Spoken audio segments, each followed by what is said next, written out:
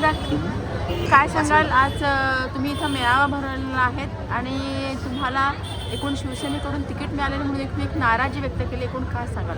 ताई, शिवसेनेसाठी आपण विधानसभेला भरभर त्यांच्यासाठी काम केलं आणि आता जेव्हा आमची बारी येते त्या टायमाला दरवेळेला असं होतं ना. त्यांचं म्हणणं काय, एका विरोधकाचं काम करा ज्यांनी इथे अनाधिकृत जाळा पसरले. कुठलाहीच काम, कुठल्याही आयरेगावात तुम्ही गेले, आयरेगावला एका टायमाला गाडगेबाबा पुरस्कार भेटलेला आहे. महाराष्ट्राचा प्रथम पुरस्कार आयरेगाव स्वच्छ देण्यात काँक्रीटचा असतो, एकही काँक्रीटचा असा दिसत नाही. आणि ज्यांनी 65 बिल्डिंग इथे उभ्या केल्या त्याच माणसासाठी आम्ही काम करायचं आणि त्यांचे बॅनर पोस्टर लावायचे ते शक्य नाही. तर त्यामुळे कार्यकर्त्याचं म्हणणं तर आपण काय वेगळा विचार करू. बरं, तुम्ही आता त्यासाठी निवडणूक लढवणार आहात का? हो, निवडणूक माझी तर इच्छा काय, माझं थोडक्यात झालं होतं का आपण इथं कार्यकर्ता म्हणून निवडणूक लढवला पाहिजे. पण तुम्ही निवडणूक लढवणार आहात? हां, निवडणूक लढवू. पण तुमचा पॅनल क्रमांक 29 आहे, बाकीच्या ठिकाणी पण तुम्ही चारही उमेदवार चारही उमेदवार करणार आहे. पक्षाचं तुम्ही काम करणार नाही?